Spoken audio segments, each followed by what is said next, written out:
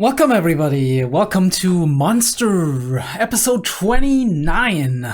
It's been a while, and I do apologize to my patrons that for just a little while, a week or two, there was no Monster content on the Patreon. I'm sorry for that. But yeah, there's been a lot going on. ReZero, Monogatari, all the kinds of stuff. I've been recording Disco Elysium as well. I do hope you're enjoying the streams and, the two streams I did, and the content I'm dropping and whatnot. Technolize is out too as well. I actually wanted to unlock that last week. Welcome everybody, welcome to Monster, welcome back. It's been a while and I do apologize to my patrons that I actually didn't drop Monster for a while, for like 1 or 2 weeks there, because it's been pretty busy. I had ReZero going on, I had Monogatari going on, I started the Disco Elysium stuff. There's Technolize as well, right? There's been a lot, right?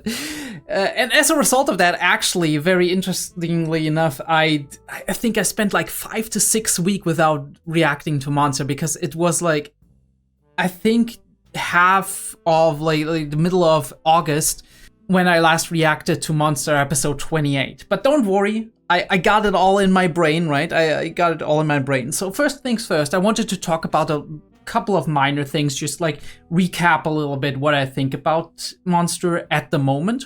I think it's very fascinating, this specific arc especially, because we do see a whole new side of Johan, right? Slowly but steadily, Johan is gonna get more and more fleshed out as we go along. Johan was such a mystery in the beginning, we didn't even know anything about his past, but now we found out more about his past, right? Episode 18, 16-ish is something around that, and we found out more about where his history actually is. Actually, it started in episode 11, I think, with Kinderheim and whatnot. But more and more we get to know that there's a difference between Johan's followers and their intentions and who Johan is and what he wants to do, although we still don't really know what his intentions are beyond wanting to see the world burn, which is like a one-off statement he did when Hartman was watching him like as a kid, as the other kids like just fucking I think slaughtered each other, as I remember, or like at the very least harmed and killed each other basically. And the whole Kinderheim was burning, right? And we don't quite know who did. I guess Johan did it, or Johan actually made people do it. That would be more appropriate for him as the social manipulator and whatnot that he is.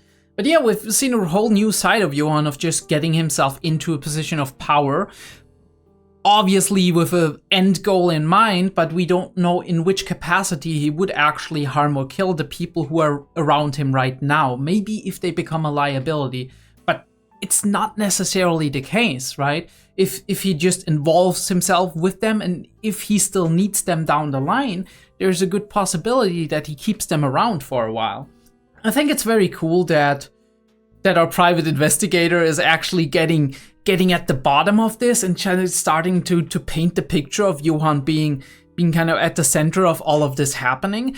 But also, he's in danger right now. The question is, who or what is he in danger of? Because first of all, this is not necessarily people trying to kill him. What we saw last episode, what we saw the episodes before, all of these signs, right? The construction thing falling and then nobody answering, or him almost getting run over by a car. All of these things can be explained by absolutely natural, normal occurrences. This doesn't have to be... Sorry, I'm just adjusting the mic a little bit. This doesn't have to be necessarily a thing that is a plot against him, right? But if you are in an investigation like this, where you're uncovering huge plots and possible conspiracy theories actually turning out to be potentially true, your mind goes to certain places. And if events happen, right, for example, because I was careless, right? Because I walked on the street and didn't pay attention to the cars, and at the same time, somebody else after the fact is like, oh, that driver was crazy, right? I'm connecting the dots, even though there's still the possibility that nobody is actually after me. Now, is it likely that people are after our private investigator here? Yes, definitely. And I do think there's a huge possibility, but I don't know if it's actually Johan. I think there's still the possibility that it's, for example, Roberto, who we have seen multiple times go after people who Johann explicitly doesn't want to go after, in hopes of, I guess, either winning Johann's favor or instrumentalizing Johann in some kind of way, right? Using him in a way to fulfill his own desires, because obviously Roberto is in it for some kind of reason, be that because he's been charmed by Johann and actually just believes in him, or be that because he thinks he can use him in some way, or he thinks like Johann could make a potential great leader and he's working towards a certain structure, but that doesn't necessarily have to be what Johann necessarily intends. Oftentimes I do feel like Johann is playing along with these types of people in order to get what he wants, and if they become a problem down the line, he's gonna cut them off and is gonna eliminate them or have them eliminated. Obviously, Johann is never or rarely ever directly involved in eliminating somebody. He's always kind of manipulating a certain unstable person in the environment in order to actually get them to do his dirty work, because then you're not leaving a trail, especially if the person in question, the person who is the perpetrator, lands in prison or even is killed, right? So in the end, the case is closed and it's going to be all to the files, and nobody is the wiser that this person has been close by and manipulating people into doing stuff. Obviously, this is kind of low-key organized crime, but I don't know the law enough to pin it down and be like, okay, this would fall under the statute of organized crime. Because technically, you are getting somebody to murder somebody else, but Johann is so insidious in the way he does it, right? In the way he crawls under your skin, as like I needed to title one of the video, like episode 26, I needed to title it this way because this is how it felt, right? He's getting under your skin. He's so easily manipulates you by showing empathy and emotion, and I do truly believe it is empathy, right? Because otherwise he couldn't manipulate people so well if he wouldn't understand how they feel on some level.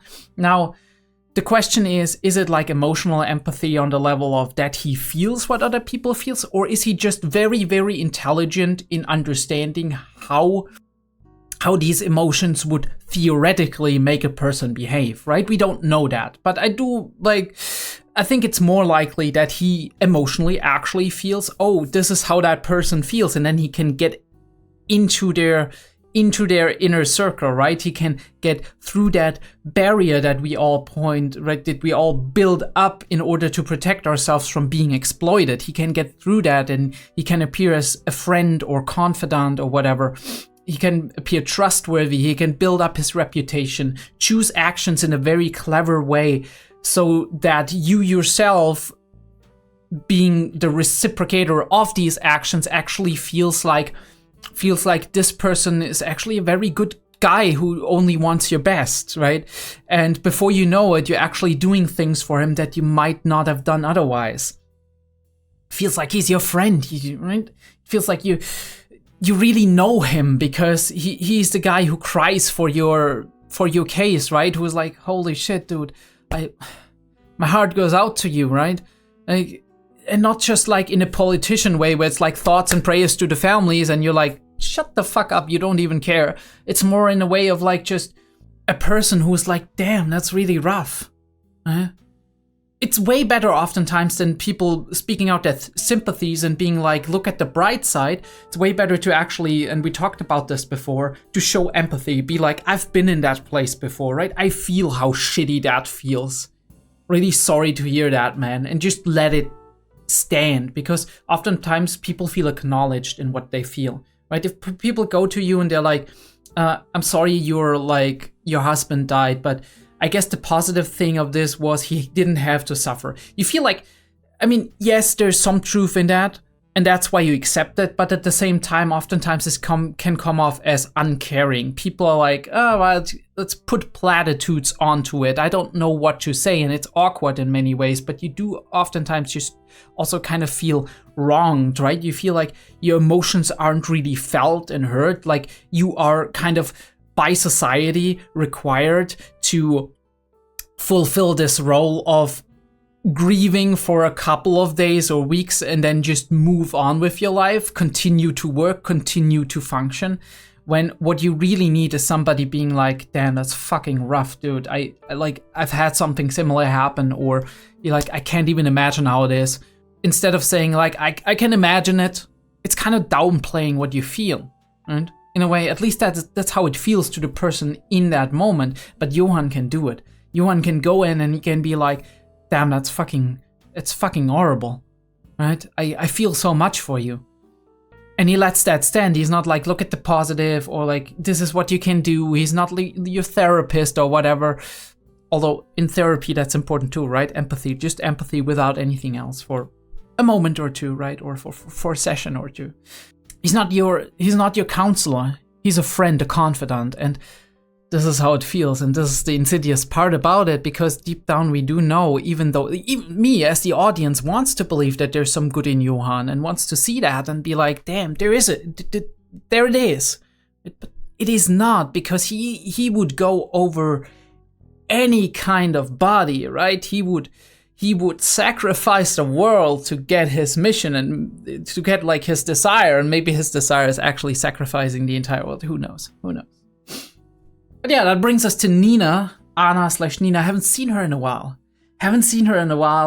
It's kind of a shame. At the same time, it's really cool that we see other characters for a change, not Tenma, not Anna, whatever, right? We are changing the pace a little bit, and maybe those are gonna be main characters down the line. I don't know quite if they are, but at the very least, we are following an interesting trail of thought, an insight that neither Tenma nor Anna have gotten on Johan.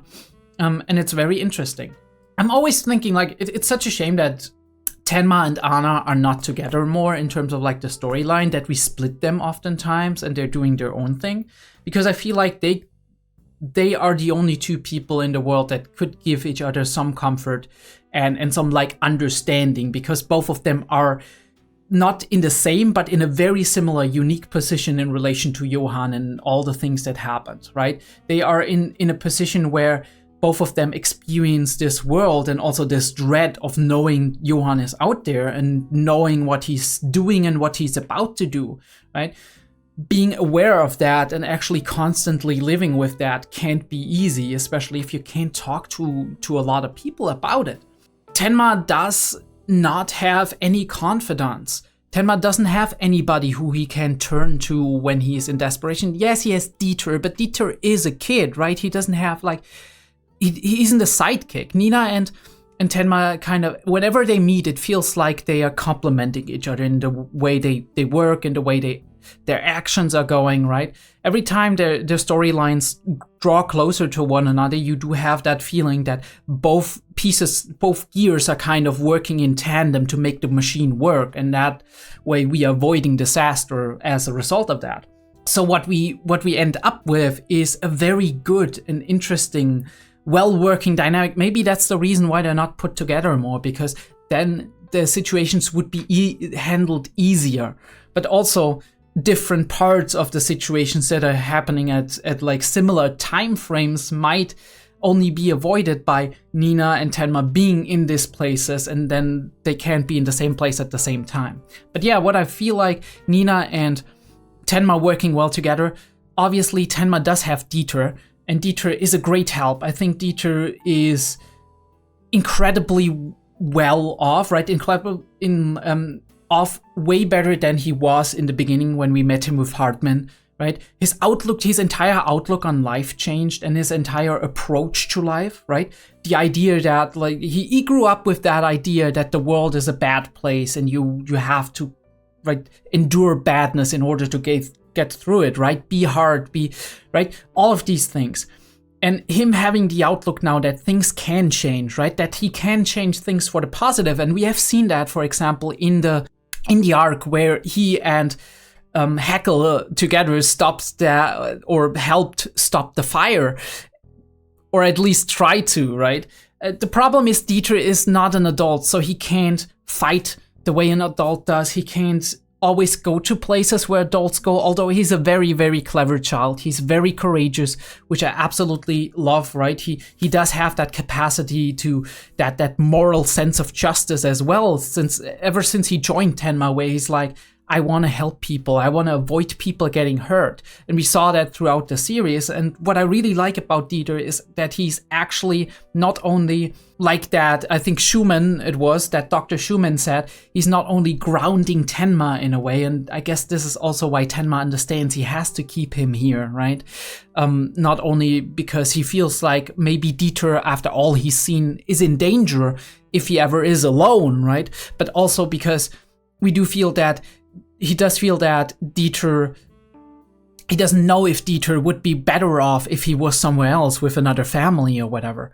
And also the last point is that he maybe deep down, maybe not consciously, but subconsciously feels that Dieter grounds him in a way, that he would kind of be going off the rails or have the potential to go off the rails emotionally, right? In terms of his actions, being rash or whatever, if Dieter wasn't there. But if he has to think of Dieter, there is this element that keeps him tied down, which on the one hand, you're like, maybe this is restricting him in certain actions, but also it's kind of letting him always take a step back and be like, okay, what is the best thing I can do here? And the other thing I love about Dieter is that he has an effect on Haeckel. He is like kind of the binding ingredient, right? The glue that is holding Tenma and Haeckel together. Because while Haeckel is interested in Tenma on like a financial level in the beginning, where he's like, or I can make money off this guy because he needs money, and he's like, right, I do know people who need a black market doctor every once in a while, right? Criminals who can't go to a hospital. There's only that financial incentive in the beginning, but later on, we're actually making that connection that through Dieter, Haeckel is getting more and more heroic. Maybe not voluntarily, but Haeckel being a coward in general, but being not a bad guy, right? He's kind of a slime ball. He's kind of like whatchamacallit, kind of a thug a little bit, right? Some kind of scam artist, a low life criminal, but he has some kind of heart in there, and you do feel that because if he didn't have that heart, he would have never gone with Dieter on certain things, right? And helped him with certain things. He's just very hesitant with doing that. Especially also when Tenma comes to him and says, you do this now. He's actually gonna do it. Why? Because he doesn't want to let Tenma and Dieter down. Dieter is boring his way into Haeckel's heart slowly but steadily in changing him for the better, changing him to become a person who is actually has some moral values, who actually is thinking of other people, even if he's not thinking of other people as much as maybe a Dieter or a Tenma is. Those kinds of people like Tenma and Dieter have their own problems, right? That is problematic if you care too much about people, if you're give too much into it, that you're got a sense of justice to the point where you're getting yourself in grave danger in order to actually fulfill that self-imposed morality and whatnot. But yeah, I do really love these developments, although I wish that Nina and Tenma would be together more, because I do really love their dynamic, and also I feel like they are a really, really good team. But I don't know who's coming in. I think Tenma is probably gonna come into Munich because he knew about that when we had the whole Eva thing, which I think, by the way, great development. I hope we see Eva again down the line and we see how she changed in a way. I do also hope we see Lunge again, because obviously Lunge is a character that still needs changing, right? That still needs coming around, and that only goes slowly. He is obsessed with Tenma right now. But I think there is not all hope is lost on Lunge, but it could be that we are actually showing in Eva and Lunge, we are showing two sides of the same coin, as in Lunge is actually gonna get consumed by his obsession and thus refuse to actually accept the truth, even when it's looking him straight into the eyes. And Eva actually being on the other side of that and having come around and actually understanding and accepting her own feelings for Tenma, accepting that a lot of the things that went wrong in her past aren't necessarily Tenma's fault, and that all of that, processing it in a way, right, and accepting it as part of her life and going forward in a better way. I can see the light at the end of the tunnel for Eva more than I do see for Lunge. But it might be both of them can be redeemed. It might be that only one of them, in this case probably Eva, can be redeemed. We'll see. But Tenma is probably on his way to Munich. We kind of got the hint at the end of that Eva episode, that double episode. I don't know where Nina is. I hope I'll see her soon again. And I do hope we dive deeper into the inner workings of Johan, because as we know, we still don't know what his plan is. We know he's building organizations, right? Criminal organizations, banks, whatever. He's involved in everything, business, financial stuff, economic stuff, stuff like that, right? He is trying to get power, amass power, culminate power, recruit people that he can use in order to gain more power and influence. And for the first time ever in this arc, we actually see how he's doing it without killing people, and how he is not just the monster who just kills people, goes around as a serial killer. That he is a very special kind of monster. That he is a monster in every word of the way, right? He can bend forward and backward the way he needs to do it in order to get what he wants and get to his goal, but we do not know what his goal is. But obviously that is part of the mystery, that is part of the interesting thing, and that is what we're about to find out, maybe. I don't know. I mean, we probably find out another piece of the puzzle, and that's gonna be very interesting. So let's get into episode 29 of Monster. Already 29 fucking episodes, but the series has 74 episodes, so we still got a ways to go. Episode 29 of Monster starts in a 3, a 2, a 1. I really like that with like the water splashing. Is this the part that Johan was in, or is it another place? Ooh. Okay, who are you?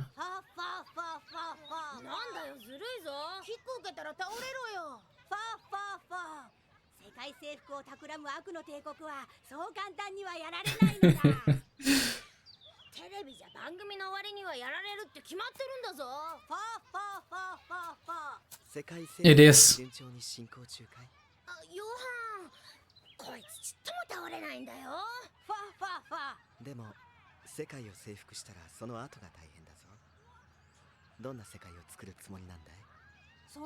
Oh, that is a very interesting sentence.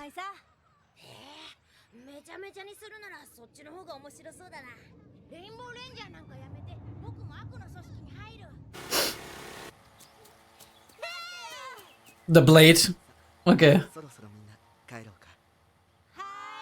He has such a soft way of speaking, it's unsettling. And this is... I forgot the investigator's name, by the way, sorry.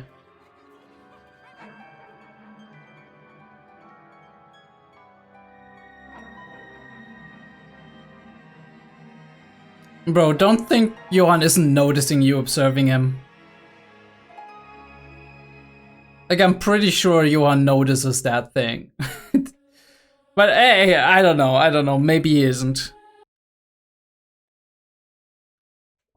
I think Johan is very much in control. Just a question of if other parties are involved, Roberto and whatnot. Oh, I missed this intro already. I do wonder if we ever get another one, or if this is like just a 70 episode one intro.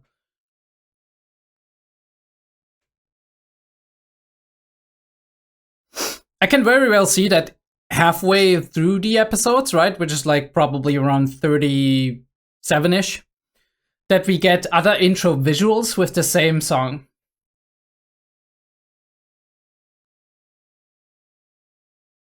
But I might be wrong.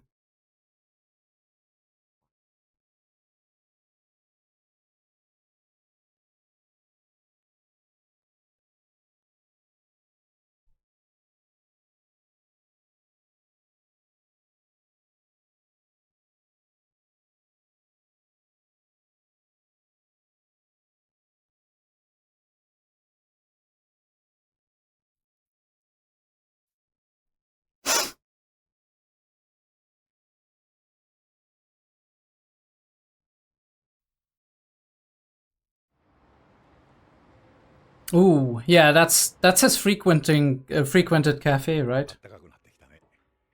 そうね。ローゼマリーはこの冬は風邪ひいたりしなかったかい？ええ。友達と外を走り回ってたわ。毎年ひどい熱を出したもんな。そうそう、この頃だよ。夜中に医者に駆け込んだっけ。あの子のアルバム持って歩いてるの？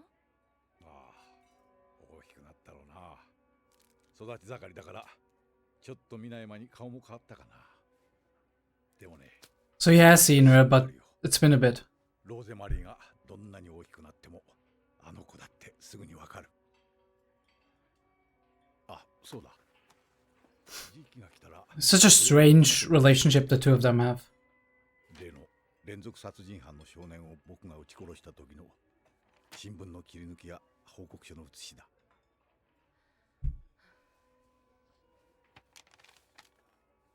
うまく説明してくれなんて言う気はない。僕が人殺しをやったのは事実だ。自己弁護するわけじゃない。ただあの子には本当のことを知ってほしいんだ。That's interesting. わかったわ。But wouldn't he burden her more than she needed to be burdened? I mean, there's always this thing between truth and... 会えるかな。もう一度あの子に聞いてみるわ。お父さんに会う気があるかどうか。そうか。電話待ってるよ。毎晩9時にはうちに帰ってるから。リヒャルト、あなたずいぶん戻ったわ。え？あの若々しい刑事になりたての頃みたいな、まるで私たちが知り合った頃みたいな目に。Okay. I mean, I hope that strengthens him in what he's been doing, right? Abstaining and all of that. Offenbach. いや、しかしうちはもう他の保険に入ってますからね。そこをなんとかお願いしますよ、リーベルトさん。今の保険で十分ですよ。これ以上保険料払う余裕もないし。4年前引っ越してきた時に加入したばかりなんですよ。4年前ですか。Hmm. 以前はどちらに？マンハイムの近くのブルンタールです。Yeah, Mannheim, right? タールですか。いいところですね。ご主人、そちらのご出身で。ええ、こちらに来るまでずっと。ところで、奥さん、お子さんは？ああ、息子なら今、ミュンヘンの大学に。大学生でいらっしゃる。Okay. それなら今、若い方にぴったりの保険があります。ぜひ、お話だけでも。That's how they weasel their way into it. 可愛くてらしたんですね。お名前は？ヨハンです。お茶でもいかが？ So it seems like he's actually Johann. Okay. ミュンヘンの大学に行ってからは、たまに電話してくる程度でね。男の子はそんなもんですよ。It's interesting that Liebert is also their name.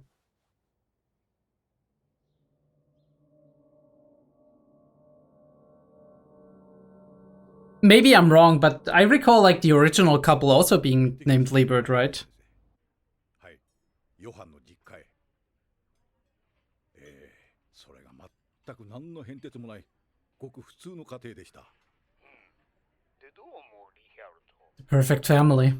刑事時代の考え方からすると、何の変哲もないことほど怪しいものはないってとこですか。I mean, he's not wrong. とにかく、もう少しヨハンの周辺を洗ってみます。He's really doing his job well. 日課があるはずだ。Oh, I like that with the coffee cup and halfway in the dark. Perfect student. It's a hard case, I get it.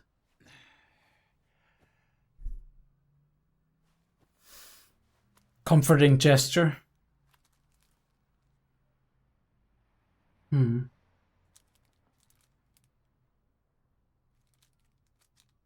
he gonna discover something in the books? でもね、僕には自信があるよ。ローゼマリーがどんなに大きくなっても。Ooh. すぐにわかる。A light bulb just went off. It's not the same.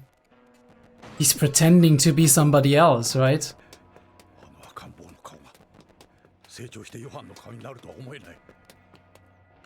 I mean, sometimes you don't really recognize people before they, right, before and after they've grown up. I do wonder how he got to the birth certificate as a private detective. 9年2月9日生まれ。確かにこの町で生まれた。何の変哲もない。 What's with that old man? ペレツさん。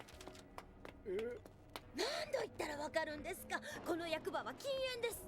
そうか、たいこと言わないで灰皿くれよ。ダメです。4年前にここは火事になったでしょ。書類が全部焼けて大変なことになったでしょ。Ooh, what a coincidence. 書類を作り直したんですか。個人申請で作り直したんですけど、こんな小さな町ですから、それでも十分元通りになりましたが。Johan maybe made the fire happen. いや、よく来てくれたね、ドクター・ギーレン。お久しぶりです。 No. ワイン先生。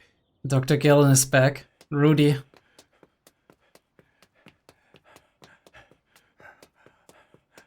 ドクター・テンマは君のところに現れて、ヨハンという男を探していると。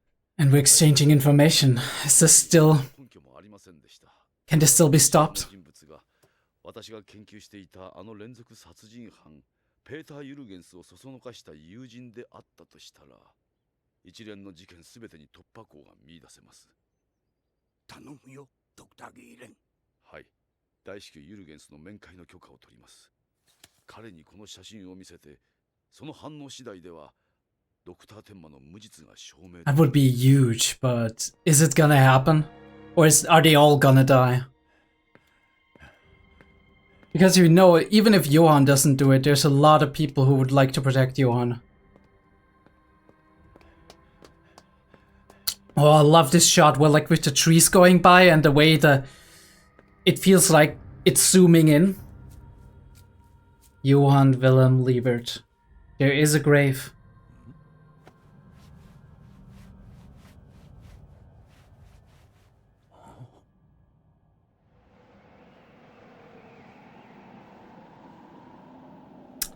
So did they get paid off the family? Or were they made to believe he's alive after all, right? It was like, hey, here I am, like, something happened. ブルンタールで生まれた本物のヨハン・リーベルトは2歳の When he was 2? No, okay, then they're in on it. この身代わりを役場の記録が消失したのに乗じてさも生きているように申請し直したということか。おそらく。それじゃあ、今存在するヨハン・リーベルトという人物は Someone else. 誰なんだ。 I love that shot. とにかくだ。さっき話したようにヨハンの写真をドクター・ギーレンに渡した。そこから答えが出ることを期待しようじゃないか。どうだ。 You gotta be very careful about all of this. 私戻らないと。なんだい。 I hope his daughter doesn't die. That would be so fucking sad. 電話がかかってくるかもしれないんです。もしかしたら娘と会えるかもしれないんです。おお、大丈夫ですよ。大切なのは前に進むことでしょ。よし、君は完全に立ち直った。 I do wonder why he is not thinking of the fact that possibly his daughter might be in danger. はい、もしもし。 This is not... Okay. ローゼマリー。ああ、元気だ。ああ、会えると思う。 The room might be bugged. The telephone might be bugged. 会えるよ。リヒャルトさん、ヨハンです。 You gotta be shitting me. He's here? Holy どこ fuck. へないかい。 どこかで This is not good. ないかな。知らないな。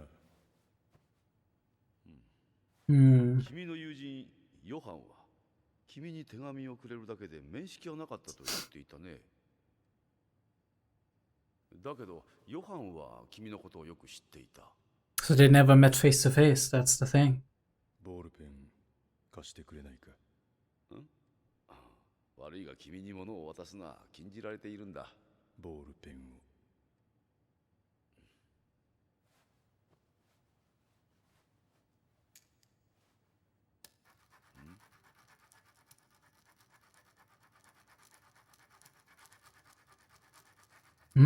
Okay. 公園だ。え？公園だ。人を殺した翌日。もうやめよう。もうこれっきりにしよう。そう思いながら公園に行った。Okay. 子供をいっぱい連れていた。Ooh, and he recognized him. ちょっと待ってくれ。テープを回すの忘れていた。もう一度最初から。君もおいでよ。え？君もおいでよ。君もおいでよ。君もおいでよ。Ooh, the camera angle, holy shit. 君も Oh no, dude. What are you doing? I knew something was gonna go wrong.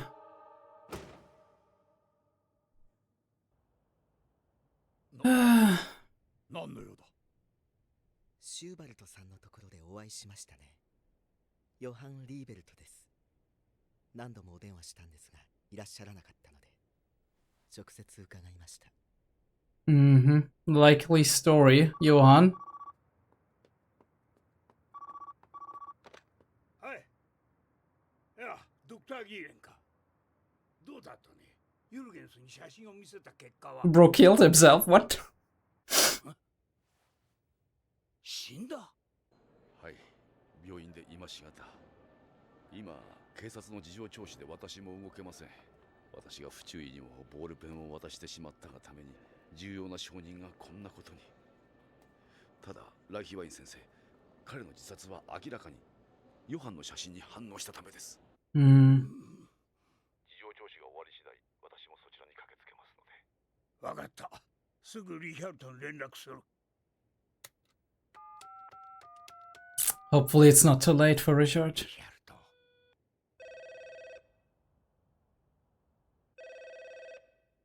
And it's all dark. What the fuck happened? 大学のレポート。ええ。 Oh, okay. So he's going to... 子供の権利条約の研究をしていまして。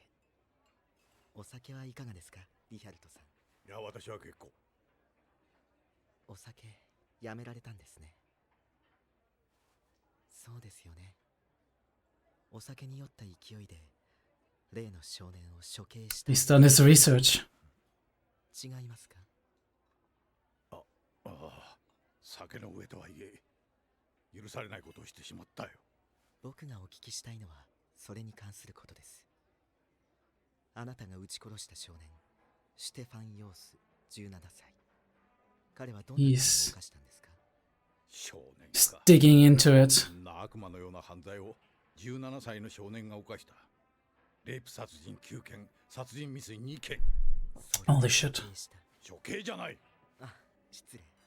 ところで子供の権利条約40条では法律に基づき有罪が立証されるまでは無罪と推定されるとあるのはご存知ですよね。ああ、知ってるよ。 He 私 is は少年 digging. と似たこともある。なるほど。では37条。18歳未満の者が犯した犯罪に対して死刑及び釈放の可能性がない終身刑を課してはならない。 Under certain conditions they can, but most of the time not. ほとんどはこの国では成人も子供も関係なく当然認められた基本的な人権だ。私が彼を撃ったのは処刑なんかじゃない。酒によっての過ちだ。私は取り返しのつかないことをしてしまったと思ってる。社会的な制裁もこうして受けて。まあまあ、ちょっと待ってください。僕は大学のレポートを書くためにあなたにお会いしたかったんです。気分を損ねられたのなら謝ります。気分転換に少し歩きませんか。このウイスキーください。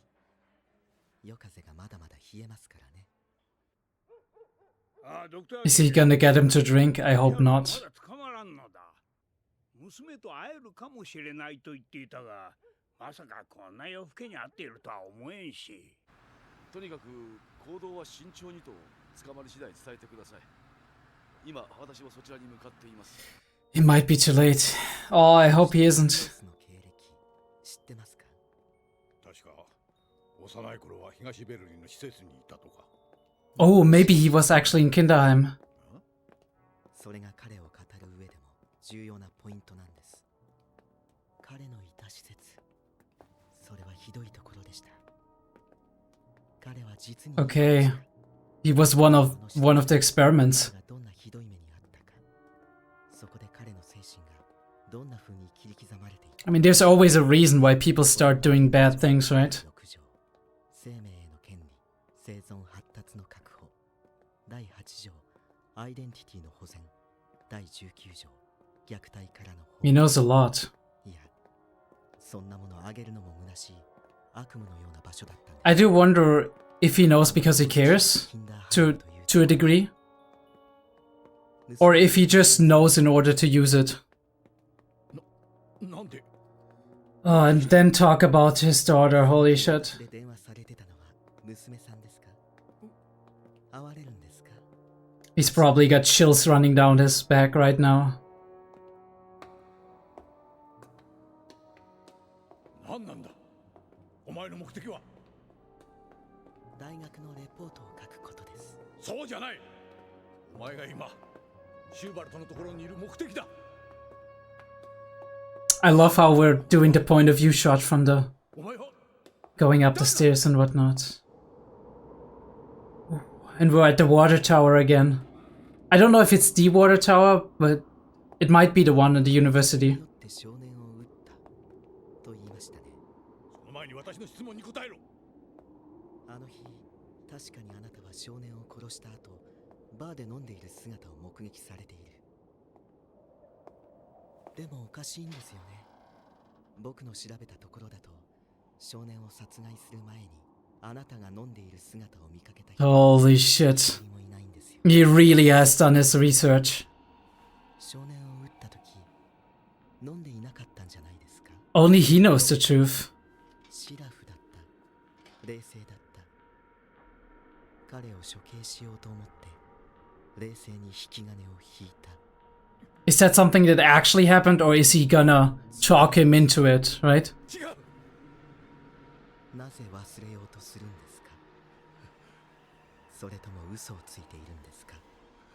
Is he trying to manipulate どうして it ですか？ into 自 thinking 分に対してですか？ that he lying to himself, あの right? 少年の罪は確定していましたか？あなたに彼を処刑する権利はありますか？ Look at his face. あなたの罪がなくなると思いますか？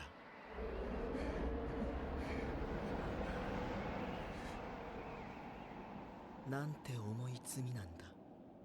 そんな重い罪を犯した人間が立派に立ち直ったような顔をして娘さんに会うんですか？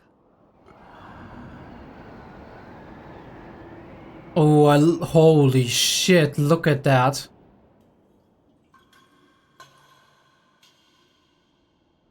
どうです？飲みませんか？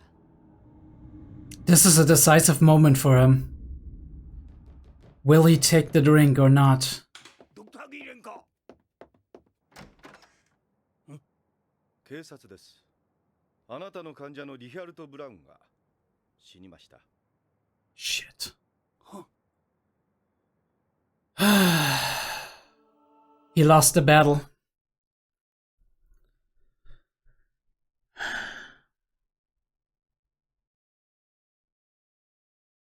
And we never know if that was actually the truth. I mean, it very well might have been, right? It might just have been that he didn't even tell his doctor that this was the actual case, that he didn't drink before that. Or maybe, since memory is a reconstructive process, it's possible that thinking back, he's having those self-doubts. This is heavily traumatic, right, for him. So he's like, maybe I actually didn't drink. Maybe I actually wasn't really drunk. Maybe I drank a little bit, but maybe I could be considered sober.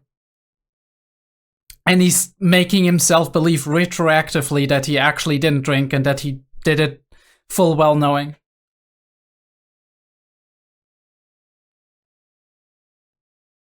Like, this is suggestion. Actually not gonna look the preview. Yeah, like, this is suggestion in a way, right? Yeah, you can suggest to a person that maybe they have done something that they themselves maybe don't want to believe that they've done. That is a very that is a very big possibility that this happened. It doesn't have to be, but it's very much a possibility. And on the other hand, it's very much a possibility that he lied to himself. He was deluding himself into just excusing that he drank something beforehand, and in order to kind of just distance himself from the situation, right? To excuse it in a way. And while he learned in therapy to not make excuses, to understand that what he has done is more or less indefensible, at the same time, he incorporated that part of himself that was coping with this incident by saying he was drunk and believed that it was true in the end, retroactively. Both of these are possible. And in both of those cases, Johann poking enough at him with little facts, with little details, right? Also making him anxious with his daughter, right? Bringing that up in light of the boy that he shot having had a very, very bad past, and him not being 100% sure that the boy actually did all of these things, right? Seeding the little doubts, and then drawing the simile to his daughter and whatnot, right? Children being mistreated. He doesn't even have to threaten anything. He can just go there and be like, "You're a horrible human being. Are you sure you want to meet your daughter? Are you sure you can be ever forgiven?" Right? Just at the moment, at the brink, at the cusp of him actually making a recovery on a mental level, but he's still very much unstable. This was a sensitive phase. If he met his daughter and talked it out with her, maybe if Johann came in after that, it might have been vastly different. He might have been like, "You know what? I met my daughter. I've made peace with the sins of my past. Yeah, there's a lot I still need to process, and we'll get there. And I'll live with that." But that was the moment he stepped in, he got the foot in the door and was like, "All right." The thing is,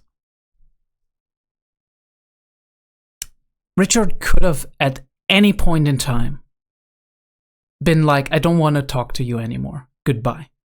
And he should have, knowing very well that he's investigating him, knowing very well that if he's investigating him and all of this is true, that he's kind of like started to realize that he's a very, very clever individual, right? And he wouldn't get himself caught in such a way. But I guess it's a combination of hubris or like being too sure in what case you have here, right? Being too sure in your abilities to actually solve the case. And at the same time, just being too curious about Johann, right? To be at the very source of the information, maybe be able to press him. But what ended up happening is the reverse Uno card, right? Kim actually being flipped on his head, and it even being brought to the point that he wanted to probably drink again, and then wanted to commit suicide. Which is horrible, right? This is one of the most terrible things you can do, to talk somebody into actually ending their life, right? And I think Johann very well has the ability to talk somebody out of taking their life as well. He would have such an incredible ability to manipulate, but also heal people, right? Help them compensate and process the things they're processing, right? Because he has such an understanding of how they work, right? And he's so good at doing his research. He could use all of these abilities, all of these capabilities, the skills he has to do good. But he decides to instrumentalize them in order to get what he desires. And in this very moment, that's get this bastard off his back because he's getting close to the truth. And the same could happen to Gillen. The same could happen to our doctor. He's gonna find a way, right?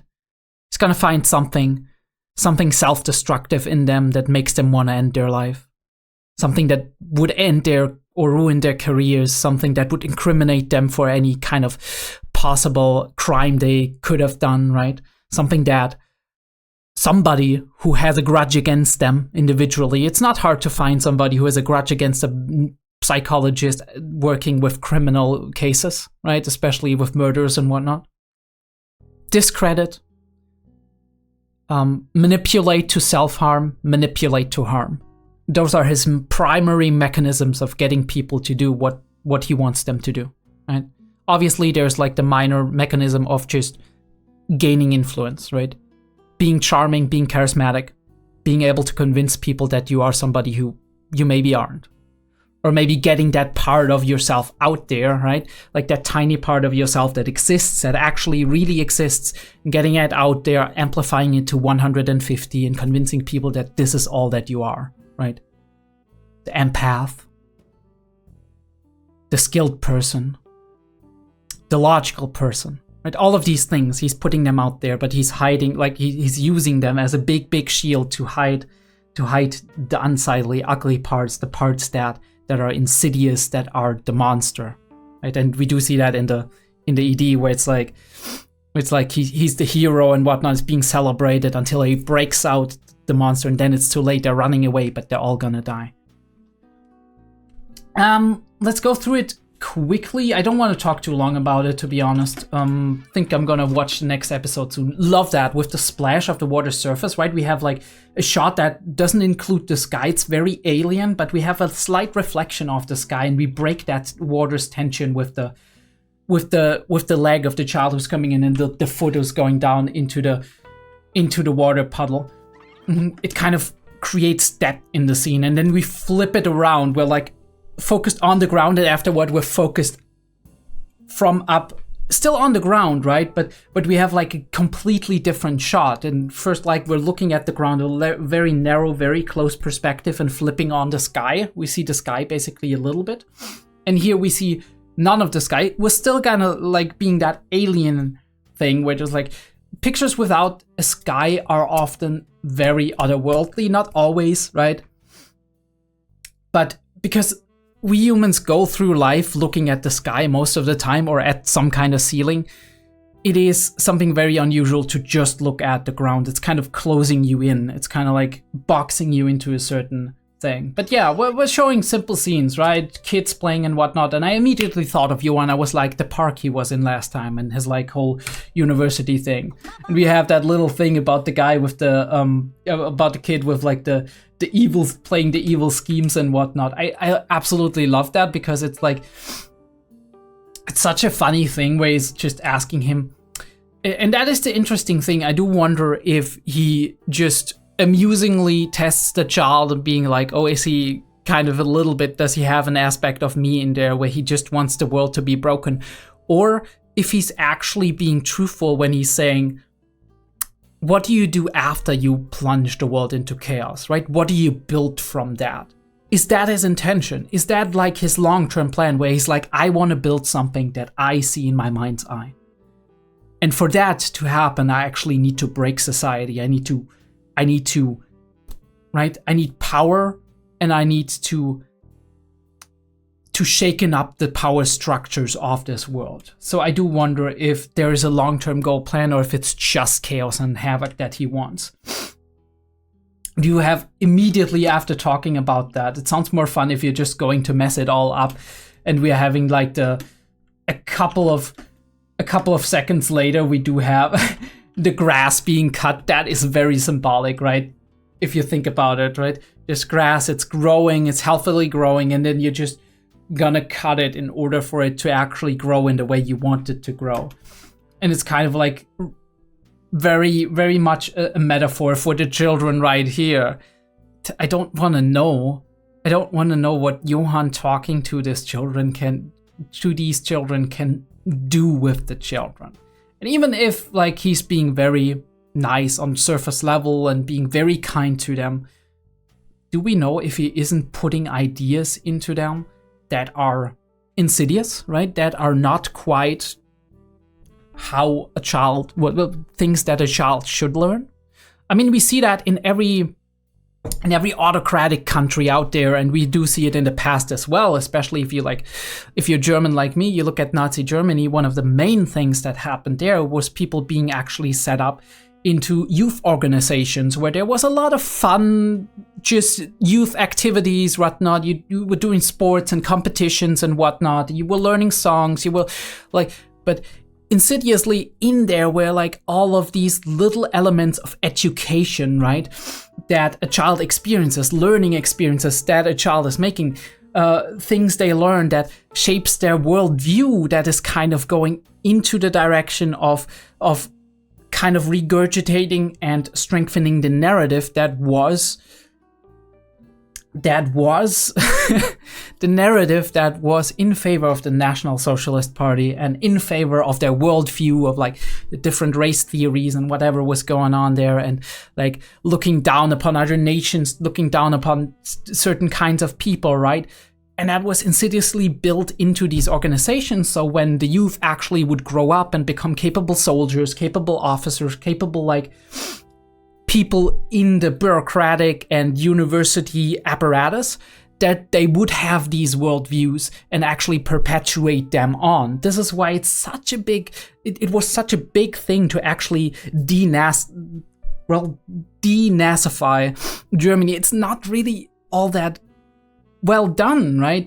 There's still elements to these days that exist out of like the structures that were built back then. And the big problem with that is just that you can't just immediately fire everybody who is in any kind of educational position, because while those people hold certain views because they were influenced in their youth, there's also, or like in their like teenage years or whatever, there's still the possibility, or they're like, you don't have enough people who are educated enough to actually replace them. So you have to keep some of them. And so you have to draw the artificial line at some point in time and be like, okay, this line, we're not going to cross them. Everybody who's above the line, we're going to fire them, and right? And like maybe even prosecute them in certain ways. And everybody who's below the line, we actually have to keep in, because we don't have enough people to actually perpetuate the education and all of the positions that need to be filled if we automatically fire everybody who was involved. And that was the big issue, right? And that is why most autocratic countries do so much for the youth, so much for like young people, children, teenagers, whatever, because they can influence them, right? Build organizations that are specifically there for them to do play with each other and have competition and have friendship and company and whatnot, and have older people that kind of lead them on and show them how it's done, right? And in doing that, you do have, and determining who these older people and authority figures are that are actually educating them, that are actually spending a lot of time with them and passing on ideas to them, you can control the narrative of their worldview, the way they think, right? The question we have to ask here is if Johann's goal here is actually insidious, or if he has, strangely enough, interestingly enough, a soft spot for children and wants to make a world that ultimately will end up better for children and would let the world burn, basically, right? If he has that Lelouch kind of approach, I'm thinking back of like small little spoilers for the end of Code Geass Season 1, that famous quote of Lelouch where he's like, you have to break the world down in order to build it up again in the way you want it to, right? Right? Destruction always comes before creation. And that might be kind of like a little bit of an arrogant statement in certain ways, right? It's not necessarily always spot on, and it is not applicable to everything. But the point is that Johann's idea? I'm gonna break the world down, right? Sow chaos in certain ways, destabilize elements I don't like, but still hold the power and have the power at this point and the influence to actually build it back up again and make it a better world for people like I used to be, right? People who had these experiences, prevent from ever making these experiences again and being mistreated like that. Because there is very well a possibility that he has that part of himself that he puts forward, right, in with his like child coalition and like children's rights and whatever, that he is genuinely interested in that. And that there is a reason why he picked specifically that in his like field of study or whatever, because that is a part of him that is actually real, that is actually true, is actually what he wants or believes or whatever. But the means to getting there is unscrupulous, is absolutely abhorrent, is like him being a monster because he believes it's worth the sacrifices, it's worth killing the people for. Because I feel like Johann never killed people just because he wanted to kill people, right? He never killed people out of a pure desire to just kill. He killed people because they were inconvenient for him, because they were bad for him and his sister, because he wanted to protect himself and his sister, because he wanted to eliminate the trails of his murders and of his manipulation, of his gaining influence, right? All of the people who have become dangerous to him, he has killed. All people who were useful to him, he has not killed. All the people who had nothing to do with him. So far as I know, he has not killed them. He only used certain people who he felt like they were easy to use because they were unstable or very easy to influence. And afterwards, he disposed of them because they were a liability for him. But he never actually, right, got rid of him. And I feel like him leaving Nina and Dr. Tenma alive, right? He framed Dr. Tenma, but he left him alive. He left Nina alive. Both of them could have easily died by the hands of Johann or in proxy. And he never did that. And I think it's more than just emotional attachment, especially with Dr. Tenma. Yes, he's thankful for saving his life, and maybe he feels like there's a mission, right, that Dr. Tenma put on him by saving his life. But either way, no matter how he like feels about that, I do feel like it's more than just emotional attachment. It's also that Dr. Tenma never did anybody harm and never did him harm, right? Dr. Tenma is a danger to him in some way, but it feels like almost there's like some intimate rivalry going on between the two of them, indirect rivalry, and also just like kind of father figure kind of esque thing where he's like, you saved my life, look what I'm doing, right? We have that communication going on. And for Nina, obviously it's his sister, obviously she's his soft spot in a way, but also I do feel like Nina has never done anything wrong in her life, right? So obviously they would have to die if they weren't closely attached to Johann in a very intimate way. But I also think that beyond that, right, beyond knowing about Johann and all of the things he's doing to a degree, there's no reason to kill them, right? So all the other people who were innocent that Johann actually killed or got killed were people who knew too much about him and were too much of a danger. Right? Yeah, anyway, I think we're gonna go into episode 30 soonish. I do really like the conversations that we're kind of getting and some of the shots, right? Like the two pieces, sugar and salt and whatnot, and we do have the light up above, and then we have down below, we do have like the surface, which is very reflective of one another. And the piece which is getting passed on, which is really cool. Always the light in the back of him, right? Lighting up the scene while he himself is somewhat in the dark on our shot. It's very interesting. And her face is just like slightly in the dark when we show her. But we do have these little glimpses where she's like, he's almost ready, right? He's almost back to his old self, right? He's almost managed to deal with what he's been doing. Now the question is that okay if he's lying to himself? But even then, right, you have to live on. And if this is the way he can live on, I feel like it is maybe the correct way for him to deal with it for now. And maybe like a couple of years down the line, he'll have another confrontation with himself. And he's realizing that he did lie to himself a little bit. But then he is more steadfast, right? He's more grounded. Maybe he has met his daughter a couple of times, stuff like that. And then he would be more ready to actually deal with him possibly having lied to himself. Because he's like, I've been through that. I've been past it. Now I just have to confront that part and get over it, right? Maybe just always remember it, but be able to process it in a way. Because he's a very good investigator, holy shit.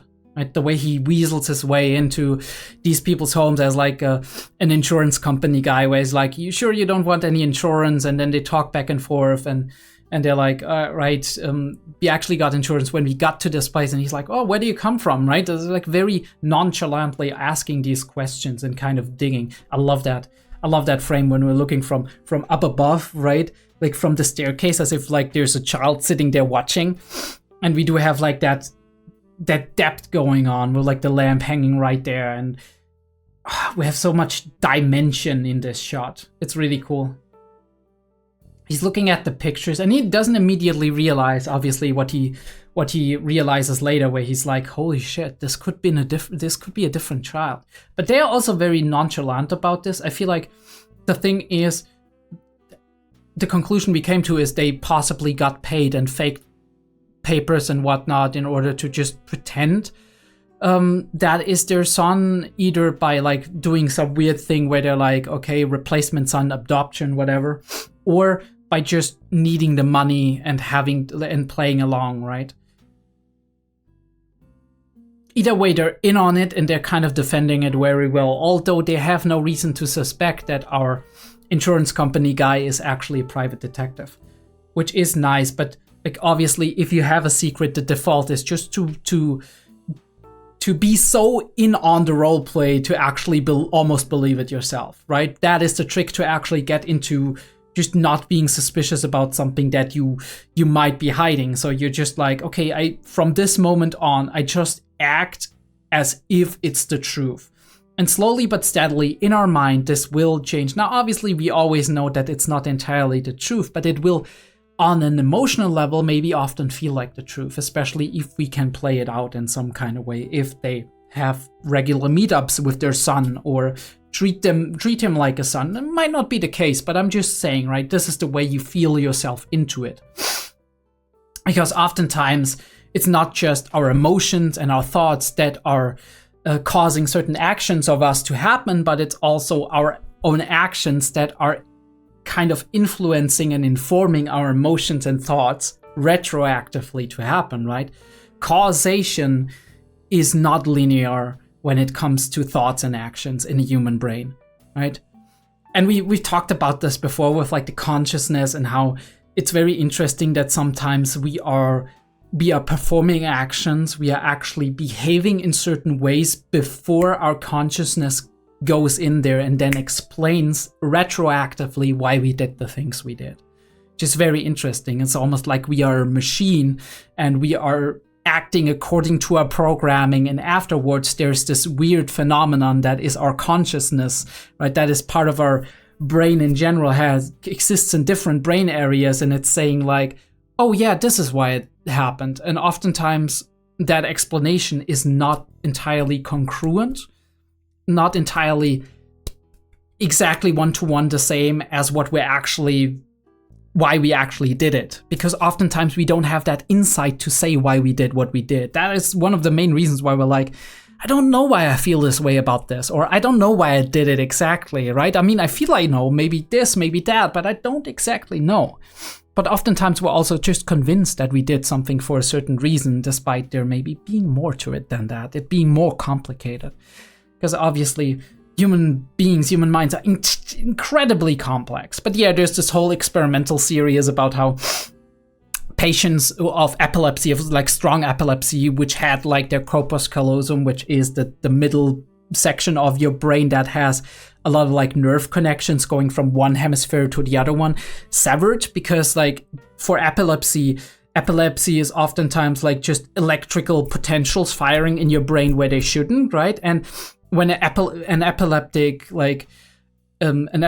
stroke takes over, it can jump from one hemisphere to the other one. And if like epilepsy is very strong in you, it can help you to actually separate that, so it doesn't jump from one side of the brain to the other side of the brain, right? So it gets contained in some kind of way. And they find out, like, long story short, they find out that those two hemispheres, when they're separated, they're existing as if they're two different brains and have two different consciousness and whatever. Obviously, vastly different capabilities because certain sides of the brain are responsible for different skills, different skill sets and whatnot when it comes to perception, language, and like technical skills, right? Drawing, motoric stuff. There's like the brain is not symmetrical in that way, right? Not both sides can develop the same capabilities, although there is the capacity for many of our abilities and skills to exist in both sides of the brain.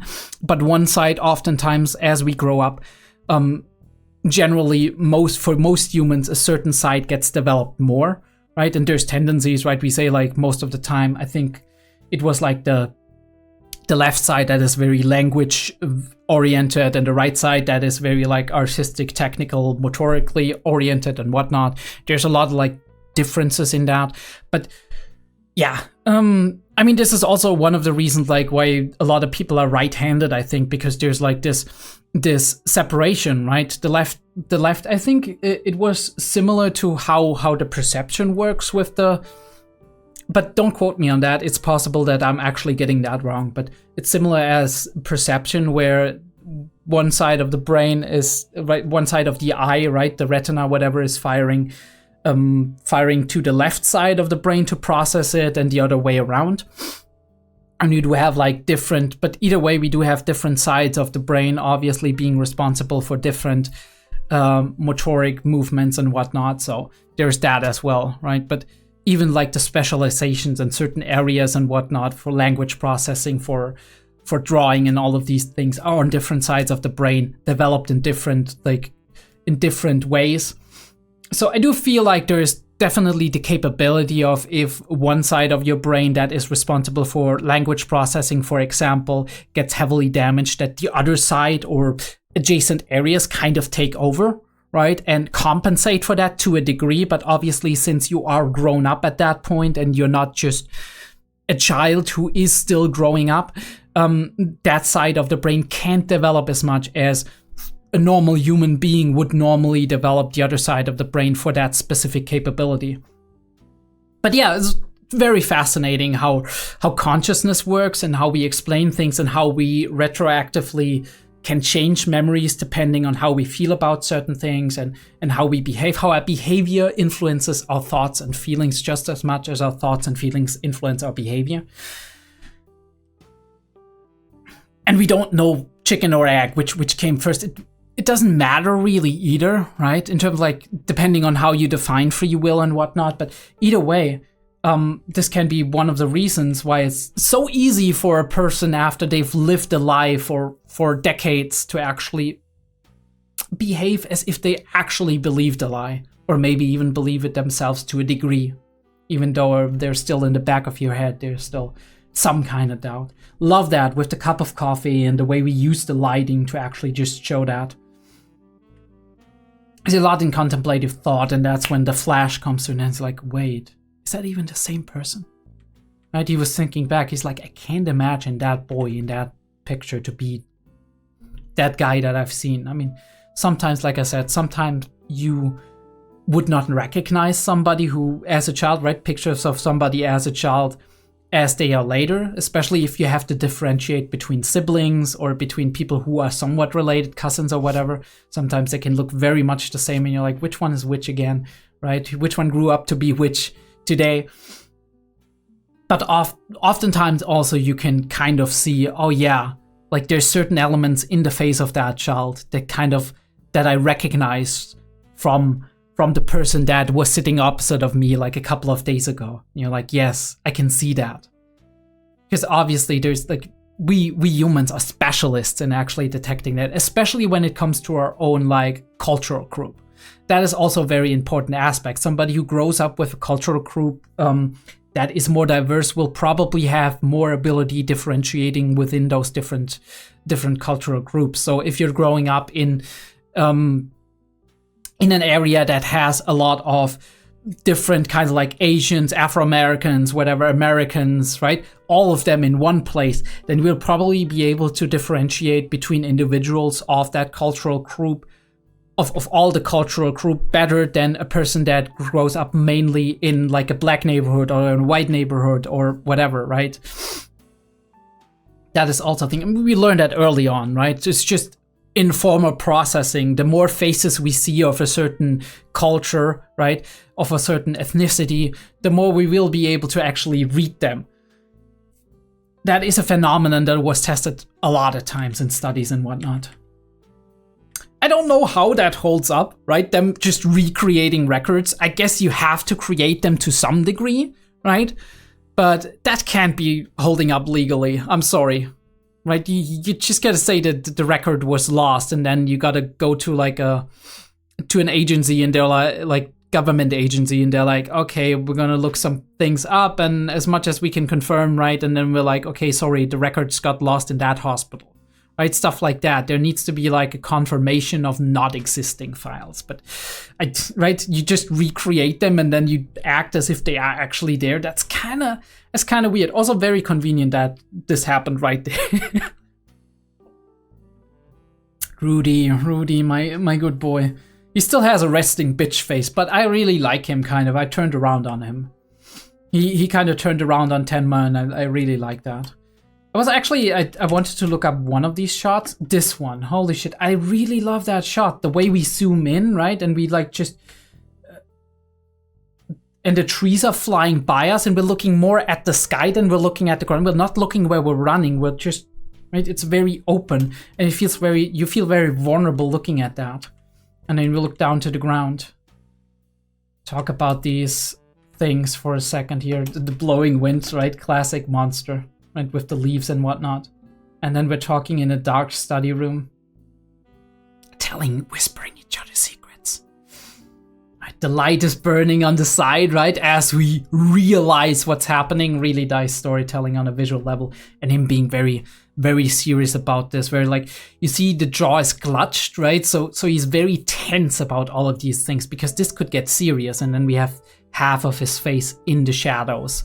Basically just highlighting these contours on his face. Additionally, he already has like a very, very rigid jawline and whatnot, but yeah. He made a full recovery, and I do wonder if that smile is somewhat fake. If he didn't tell his therapist all the things that he needed to tell him. Or if he really believed in it until Johan actually sowed the seeds of doubt in him. Him almost crying. I'm just realizing he's in a very vulnerable state right now, right? I mean, I said that before in another way, but I'm also meaning in the sense of like he just heard his daughter's voice for the first time in quite some time.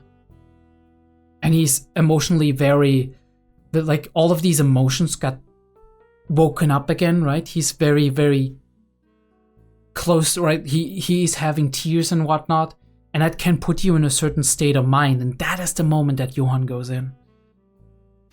And attacks like a viper, right? Like some...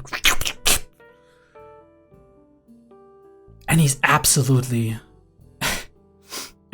stunned by that, obviously.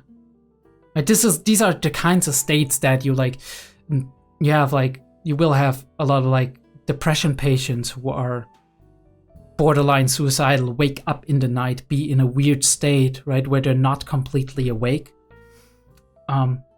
And feel a certain way, right? About life and about wanting to end it and whatnot. And like, if you ask them, like, if they manage to actually not do it, call somebody, whatever, right? Get help. And you ask them the next day, right? Middle of the day, they're going about their business and whatnot, and you ask them, you will probably hear that they're very thankful that that moment passed, and now they can't really identify with that feeling anymore that they had at that certain point in time. That feeling of vulnerability and just, right? It pulls on you. Yeah, and he recognizes that. I love that. We have so many incredible angles in this episode. Right, horrible angles. Very much we use like the horror genre as an inspiration, I would say. Especially when we go into this situation where he's lending him a pen. He's an idiot, right? He didn't get the tape. He was so concentrated. He made a lot of mistakes. And then we zoom in, right? Like we zoom around it. His face gets incredibly big, you know, like because our focus pulls onto the face, right? The nose, right? And it's like we're directly holding a camera at his nose here. And it's all zooming into him because there's this focus on everything being very, very creepy and the situation escalating for him, right? And he's focusing on the weapon, right? In the situation, that weapon focus, you see that a lot when like a robbery is happening, whatnot, somebody has a gun, you only focus on the gun, you don't remember any details around it. And then bam! Holy fucking shit, that must have hurt a lot too. She just jammed it into his ear probably. And shocking for Rudy.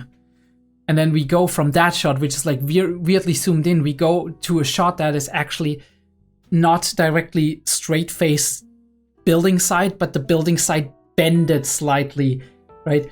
Towards like the outside being bigger, being like more focused, almost in a fisheye way. Not exactly. And here also the dimensions are slightly bent.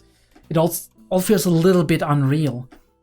And now we do have it, right? The door frame bend around Johann as the focus point. Interestingly enough, we have it the other way around, right? The building bends outwards, right? So like this, making a curve to the outside. And the inside is actually the thing that is furthest away from our perspective. And here for Johann, it goes the other way. Johann is the one who is the closest to us in that perspective. The threat, the uncertain element, and there is like the world bends around him basically, which is very, very cool. Very well done.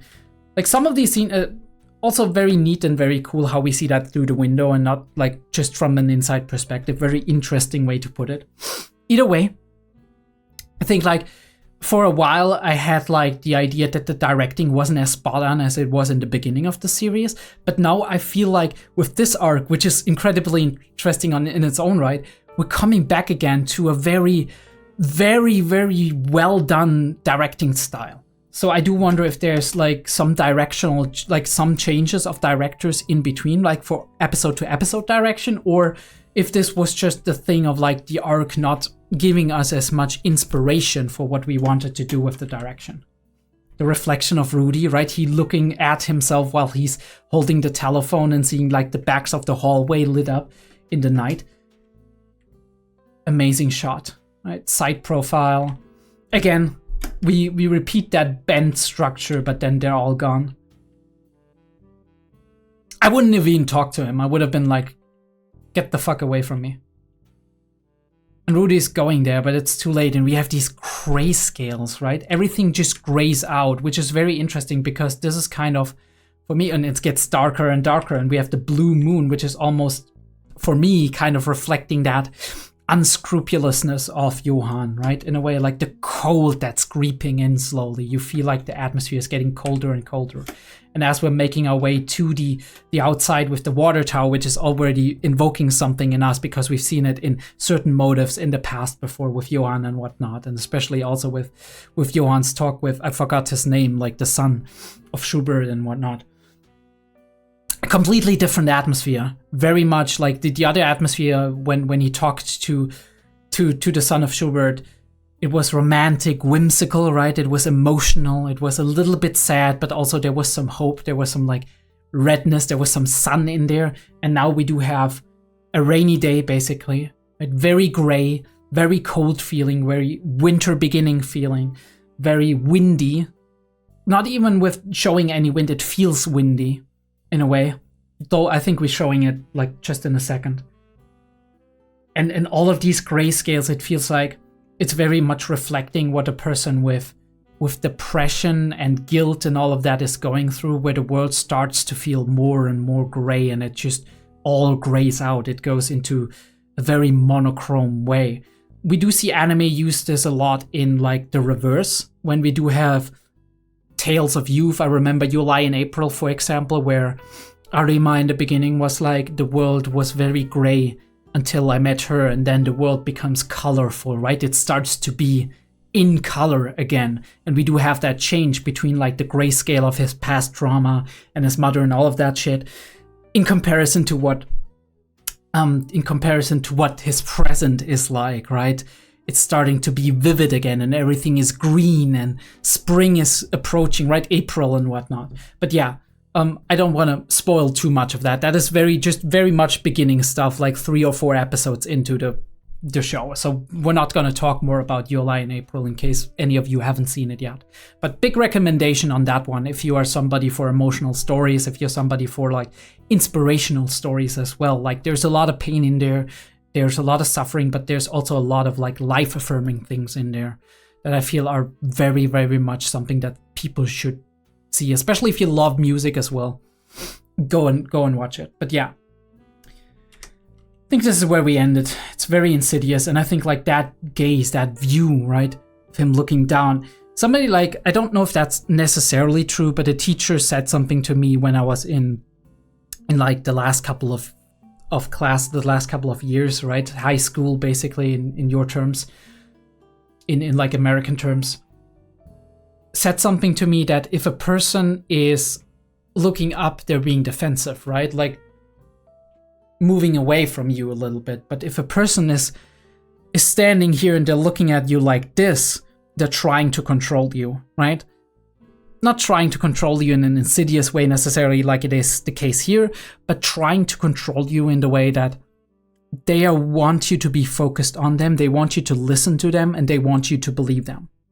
And this is what Johan is doing here. He's lowering his head a little bit and he's looking at him straight in the eye and he's talking into him, picking at all of these wounds that he has, right? All of these open wounds, all of his vulnerabilities. It's like him making his master play. But yeah. Okay. Yeah. That was Monster episode 29. A really fascinating episode. I yapped for 120. That I think it's been a while since I've done that for Monster. Maybe I should make bigger pauses on Monster in order to be able to yap. Nah, I think it's just also the material that's here, right? I might go into a second one at some point, probably tomorrow, because today I'm still want to do Monogatari and it's getting a little bit late. I don't want to go to bed too late, so I'll see you next time on Monster. This is probably going to be a single episode since I'm yapping for this long. And then the week after that, probably going to be Technolize again, maybe a double, maybe a single. We'll see how that turns out to be, and then it's going to be another Monster. But for you on Patreon, it might be like as soon as in 3 or 4 days that the next Monster is gonna appear, right? So I'll see you soon, and I hope you have a good time until then.